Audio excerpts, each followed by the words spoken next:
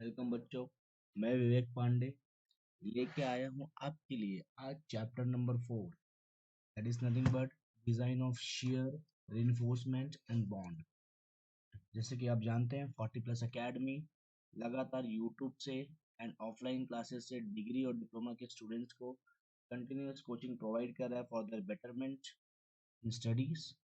तो today we are going to start with chapter number 4, that is nothing but design of shear reinforcement and bond. So you will find that this particular chapter is divided into two different parts. The first part of the chapter is shear reinforcement,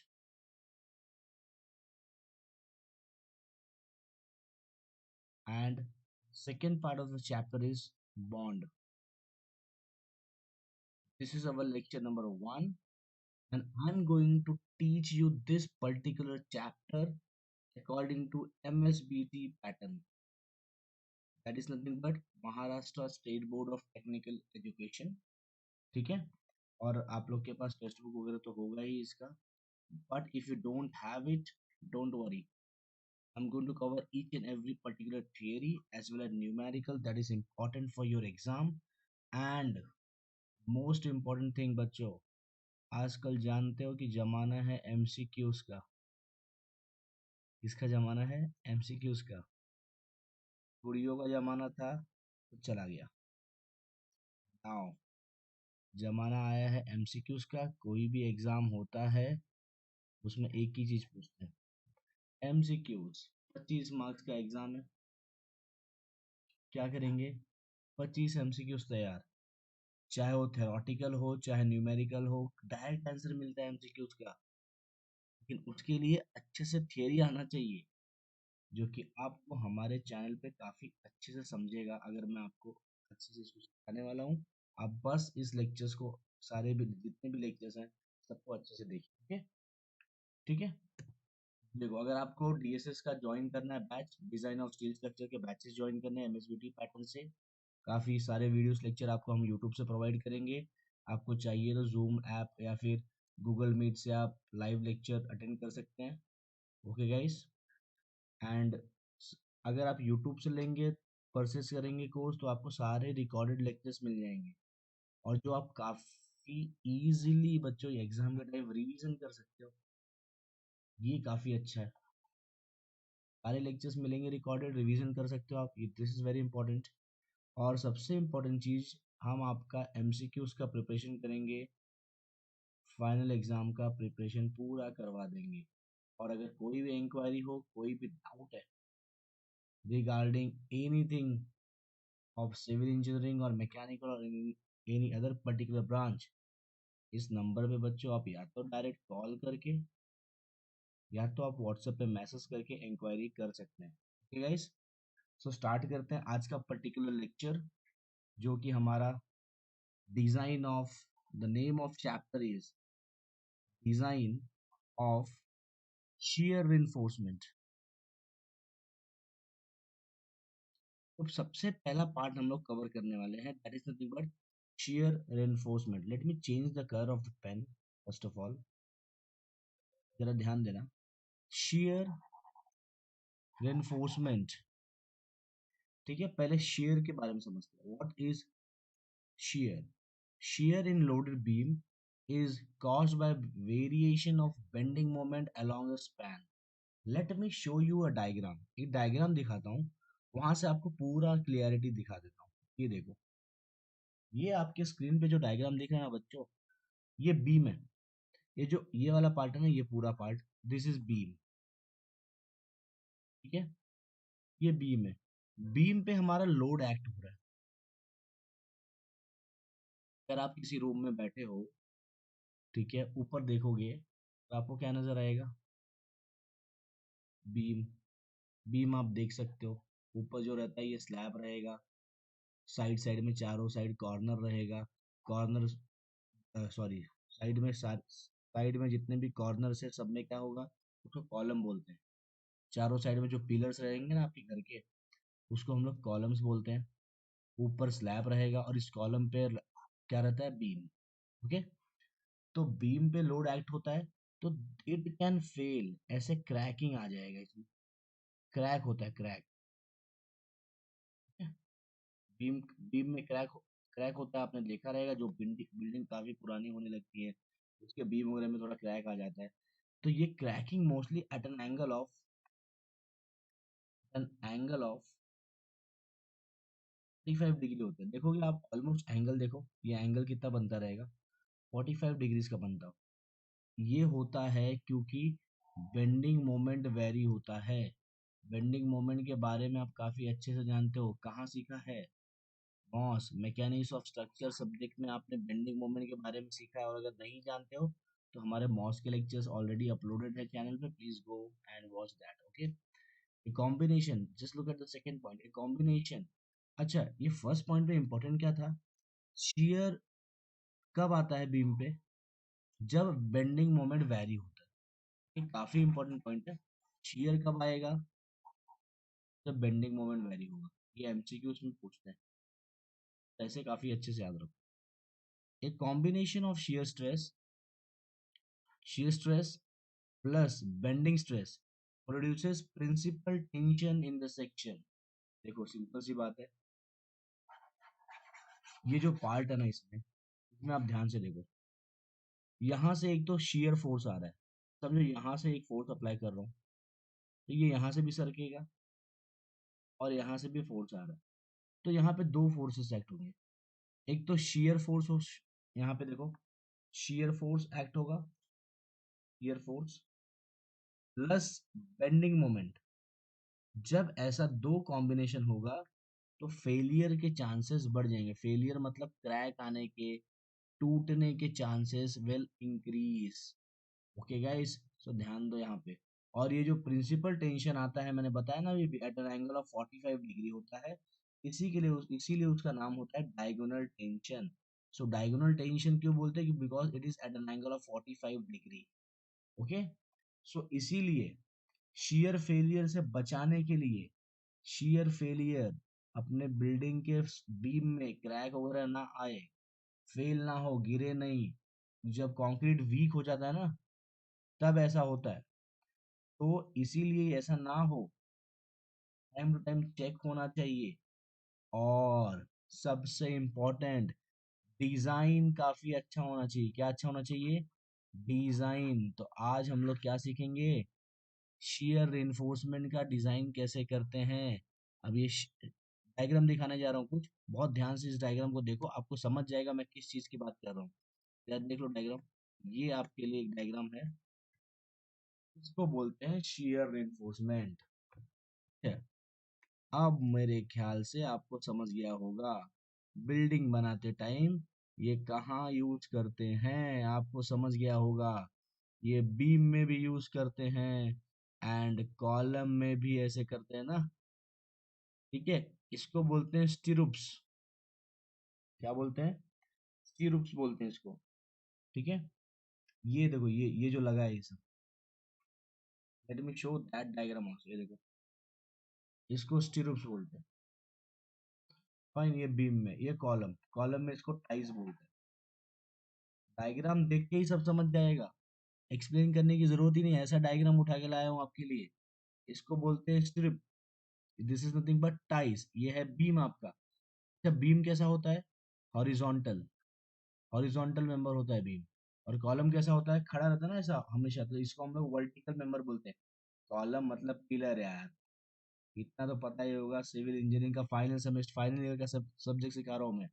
okay, तो ये सब मुझे बताने की जरूरत नहीं पड़नी चाहिए, आप लोग को पता होना चाहिए। ओके गाइस, ठीक है, तो ये पेज आपको समझ गया अच्छे से। अब हम इसका डिजाइन करेंगे, इसका डिजाइन सीखना है हमको। डिजाइन के कुछ स्टेप्स मैं बताऊंगा। ये देखो ये, फिर उसके पहले जरा देख लो what is stirrups. A stirrup refers to a closed loop of reinforcement bar। बोला ना, closed loop of reinforcement bar। कभी अगर एमसीक्यू से पूछ दिया, what is called as called as closed loop of reinforcement bar, that is nothing but stirrup। Okay, its main purpose is to hold the reinforcement bars together in an RCC structure। When call When used in column, they provide lateral support to main reinforcement bar to prevent buckling. So stirrup thus prevents buckling. Buckley और स्टिरुप्स मैंने आपको अभी अभी diagram दिखाया है, वापस दिखा देता हूँ, देख लो, इसको स्टिरुप्स बोलते हैं। देखा है ना पक्का? देखा हो तो कमेंट बॉक्स में एस बोलो, फटाक से टाइप कर दो कमेंट बॉक्स में, एवरीवन। समझा? तो हम लोग जाते हैं एक डायरेक्ट, मैं फटाफट एकदम आता हूँ सम्स पे, क्योंकि आपको अगर मैंने सम सिखाया ना यहाँ पे फटाफट, तो आपका आधे से ज्यादा काम हो जाएगा। लेकिन बच्चों, सम सिखाने से पहले ये जो आपके स्क्रीन पे टेबल दिख रहा है, ये टेबल बहुत इंपॉर्टेंट है। BHOT बहुत इंपॉर्टेंट है। This is very very important. तो देखो एक्चुअली में है क्या यहाँ पे। सबसे पहले आपको मालूम होना चाहिए कुछ values. Let me show you. First thing is nominal shear stress. What is nominal shear stress? First you understand what is nominal shear stress.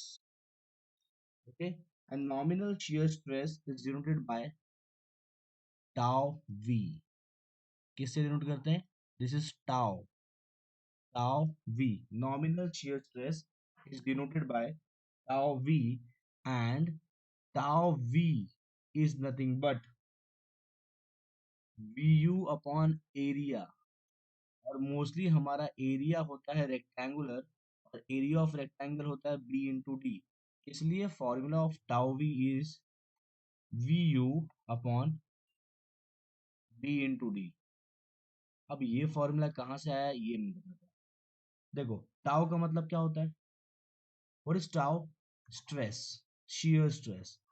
Tau मतलब होता है shear स्ट्रेस। तो ये इसका मतलब होता है shear फोर्स, shear फोर्स। और नीचे है बच्चों एरिया, मतलब स्ट्रेस का फॉर्मूला है ये। Stress is force upon area. यही पढ़ा है ना? कहाँ पढ़ा है? मॉस में। तो अगर मॉस नहीं पढ़ा है तो हमारे ही चैनल पे ऑलरेडी मॉस की लेक्चर्स अपलोडेड है, देखो भाई, पहले देख लो उसको।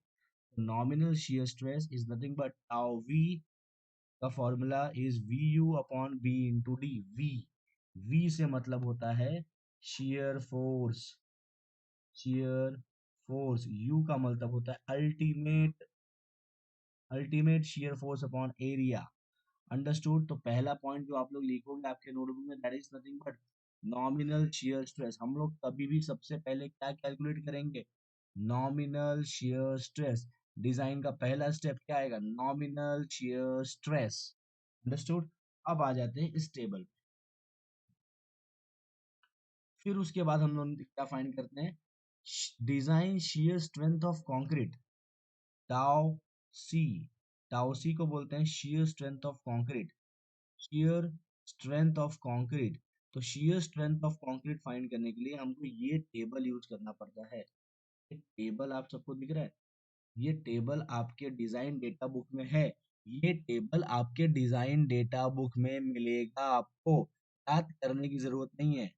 और अगर नहीं भी मिलता है तो ये वैल्यूज जो यूज होगा उस क्वेश्चन को सॉल्व करने के लिए, वो क्वेश्चन में ही दिया रहेगा। आपको जब मैं न्यूमेरिकल सिखाऊंगा तो समझेगा, टेंशन लेने की बिल्कुल जरूरत नहीं है।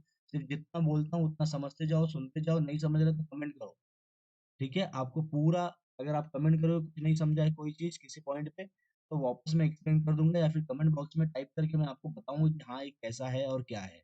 अंडरस्टूड? तो देखो, ये है, इसको बोलते हैं, देखो ध्यान से, 100 इंटू AS अपॉन BD। इसको बोलते हैं percent of steel, percent of steel, और डिनोट करते हैं PT से। तो परसेंट PT दिया है ये। What is this given?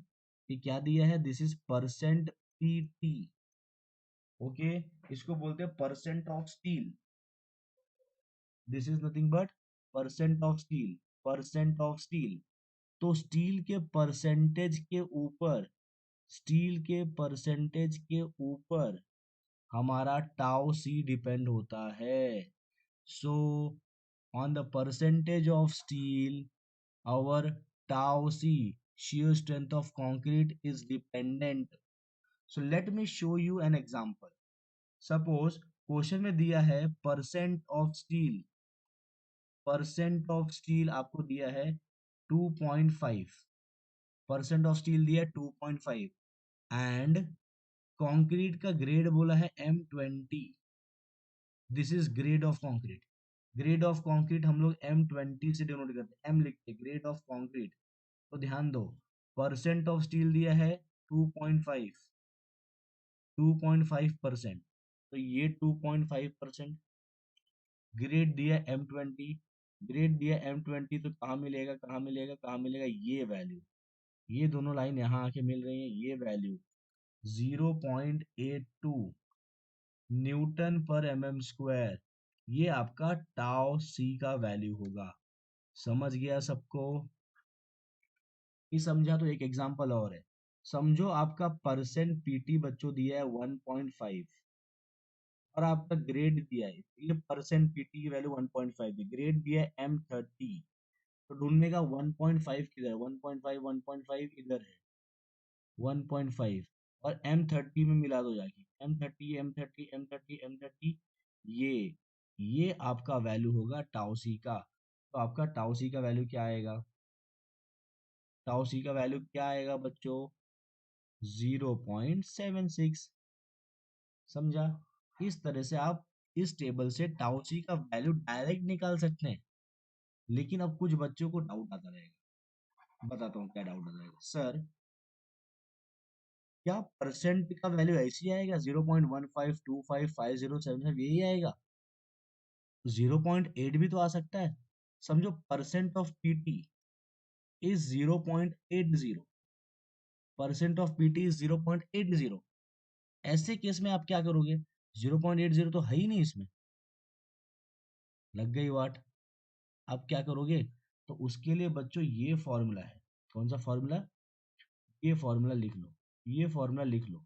अगर कभी बीच का दिया तो ये फॉर्मूला लिख लो, ठीक है। इसको यूज कैसे करेंगे, कौन सिखाएगा, मैं विवेक सर आपको इसका यूज करना सिखाऊंगा। लेकिन अभी नहीं, जब हम न्यूमेरिकल सॉल्व करेंगे तब इस फॉर्मूले का यूज होगा।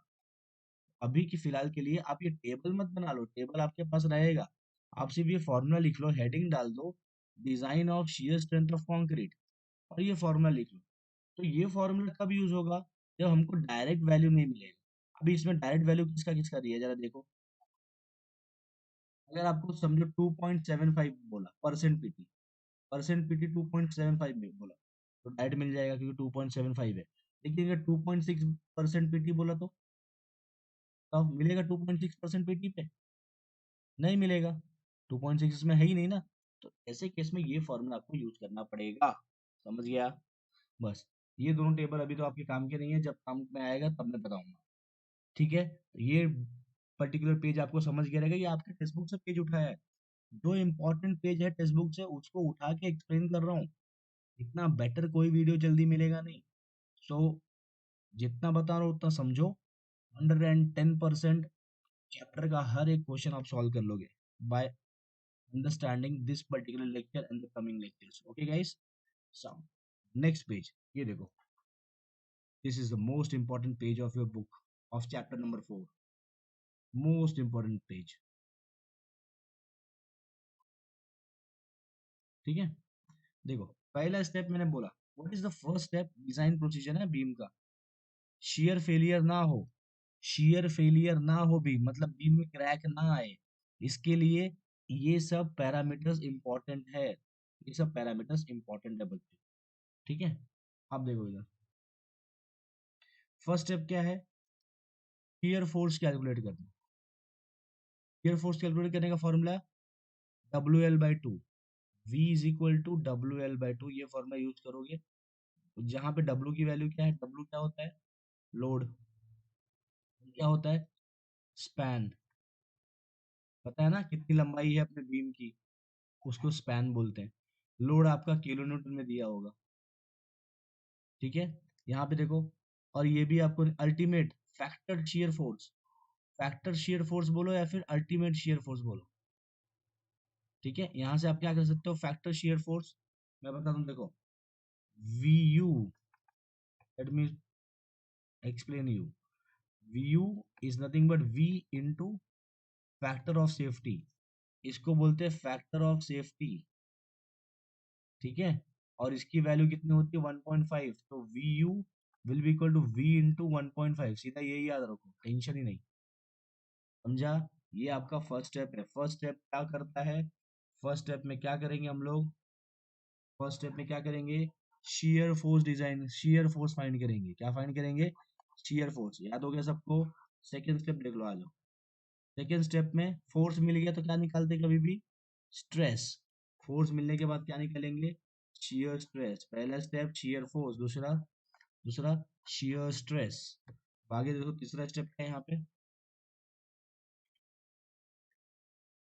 ये जो टाउवी आया ना, टाउवी, क्या निकलेगा, शियर स्ट्रेस।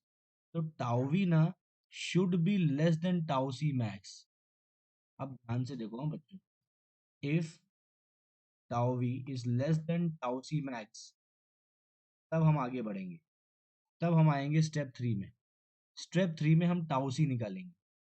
स्टेप थ्री में हम क्या निकालेंगे, टाउ सी। अभी अभी सिखाया ना, ये टेबल यूज करके, परसेंट पीटी, परसेंट पीटी दिख रहा है, रफ करने तो ज्यादा ये होना हो रहा है यहाँ पे, कंफ्यूजन नहीं होना चाहिए।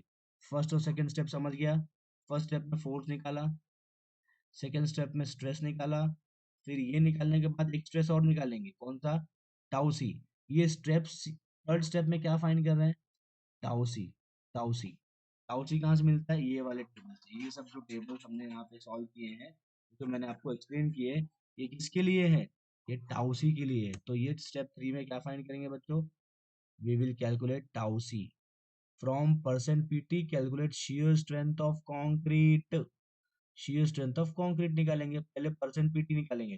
कभी कभी डायरेक्ट परसेंट पीटी आपको क्वेश्चन में दिया रहता है, तो ये फॉर्मूला यूज करने की जरूरत नहीं, सीधा आप टाउसी देख लेंगे। टाउसी कहाँ से देखेंगे, यहाँ से परसेंट पीटी दिया है, यहाँ से टाउसी निकाल लेंगे, इतना इजी है। अब देखो, अब आपके पास क्या क्या मिल गया, ये देखो, पहले यहाँ से आपको टाउ भी पता है, यहाँ से आपको टाउ सी पता है। तो अगर टाउ वी बड़ा है, टाउ वी बड़ा है टाउ सी से, टाउ वी ये बड़ा है, दिस इज बिग, तब आप रेनफोर्समेंट करेंगे। Shear reinforcement is required. मतलब अगर आपका टाउ वी बड़ा होगा टाउ सी से, तभी ऐसा करने का, तभी ये खर्चा करने का, नहीं तो टेंशन नहीं, ऐसा खर्चा ये तभी करने का, तभी ऐसा करने का, नहीं तो करने की जरूरत नहीं। और ये मोस्टली सब में बड़ा ही आता है बच्चों। ठीक है, so just keep one thing in mind, just keep one thing in mind, if your tau v is greater than tau c, then only shear reinforcement is required। ये थियरी पार्ट चालू है। थियरी पार्ट अगर आपको ना 40% भी समझा, तो मैं आपको 110% न्यूमेरिकल समझा दूंगा, ये गारंटी है। इसकी जब सेकंड वीडियो आएगा ना, उसमें देखना आपको न्यूमेरिकल तुरंत समझ जाएगा। ठीक है, तो कोई टेंशन लेने वाली बात यहाँ पे नहीं है बच्चों। Understood everyone? सो ये स्टेप फोर, जरा अच्छे से ध्यान दो। ठीक है, अब स्टेप फाइव पे आते हैं। अब हमको क्या लगा यहाँ पे, शियर रेनफोर्समेंट की जरूरत पड़ी। किस चीज की जरूरत पड़ी यहाँ पे, शियर रेनफोर्समेंट। ठीक है, तो शियर रेनफोर्समेंट की जरूरत पड़ी, मतलब हम लोग वापस रेनफोर्समेंट करेंगे। तो यहाँ पे देखो जरा, क्या फाइंड करेंगे वापस, शियर फोर्स। फिर से शियर फोर्स निकालेंगे स्टेप फाइव पे, लेकिन किसके लिए, शियर रेनफोर्समेंट के लिए।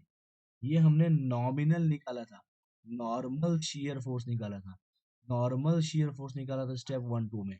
उसके बाद हम लोग रेनफोर्स्ड किया हुआ, रेनफोर्स्ड किया हुआ शियर स्ट्रेस निकालेंगे बच्चों यहाँ पे। यस और नो, जरा देखो, एक मिनट फटाक से अच्छे से देखो एकदम। ठीक है, यहाँ पे स्टेप फाइव पे हम क्या कर रहे हैं, शियर फोर्स निकाल रहे हैं, लेकिन ऊपर भी शियर फोर्स निकल रहा था, ये अलग था। ये नॉर्मल शियर फोर्स था, नॉमिनल।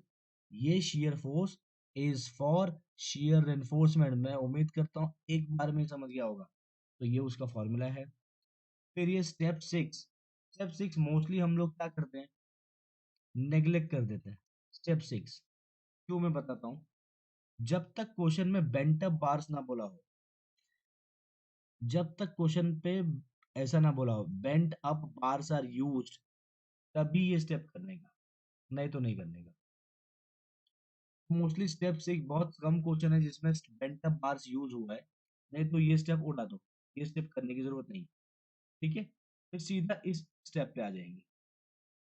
इसमें भी अगर bent up bars are not provided, bent up bars नहीं प्रोवाइड किया गया, तो सीधा क्या लेने का, V U S V is equal to V U S, V U S V equal to V U S. अगर बेंट अप बार यूज हुआ है तो बेंट अप बार्स यूज हुआ है तो ये ऊपर वाला फॉर्मूला, ये वाला। और अगर वेंट अप बार्स नहीं यूज हुआ है तो ये नीचे वाला फॉर्मूला। और जो सबसे इंपॉर्टेंट है इस पूरे पेज पे, ये है कैलकुलेट स्पेसिंग ऑफ स्टीरूप्स।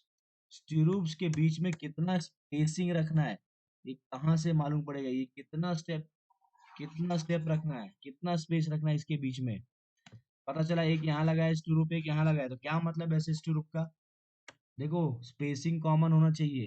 देखो कितना अच्छे से अरेंजमेंट हुआ है, स्पेसिंग बीच बीच में गैप, अच्छा स्पेसिंग है ना एकदम।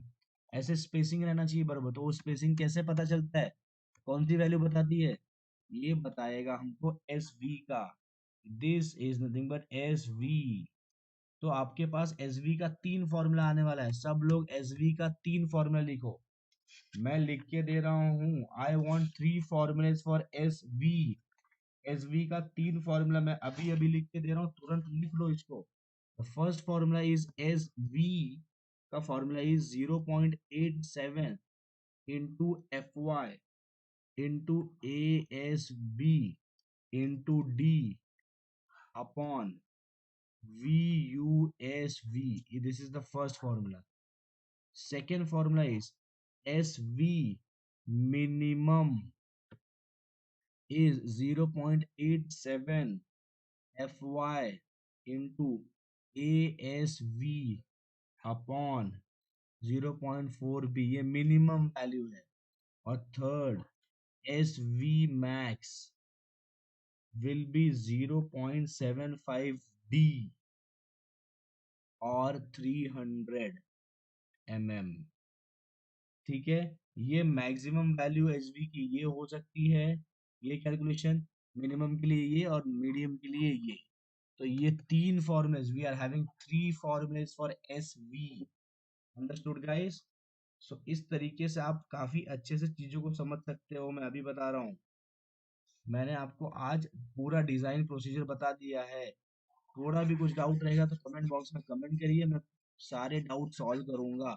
और सबसे इम्पोर्टेंट, अगर आप इस पर्टिकुलर सब्जेक्ट के डीएसएस के या फिर एस्टिमेटिंग एंड कॉस्टिंग के बैचेस ज्वाइन करना चाहते हैं, एमएसबीटी पैटर्न सारे वीडियोस अगर आपको चाहिए, तो for fees and all criterias, that means for getting login, you can contact on this particular number.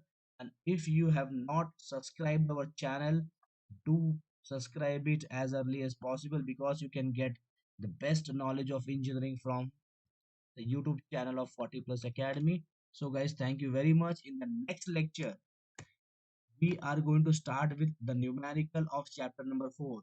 Theory part is already completed, इतना ही थेरी करो बस, बाकी कुछ करने की जरूरत नहीं है। बाकी न्यूमेरिकल करते टाइम मैं और सिखा दूंगा आपको, कुछ भी नया आएगा तो उसमें सिखा दूंगा, बस इतना करो। ये क्वेश्चन है जो हम लोग नेक्स्ट लेक्चर 2 में सॉल्व करेंगे, चैप्टर नंबर 4 के लेक्चर 2 में ये सॉल्व करेंगे। So guys, thank you very much. अगर वीडियो पसंद आया तो सबसे पहले तो लाइक कर दे, and the most important thing, subscribe this channel and share it with your friends. Thank you so much guys.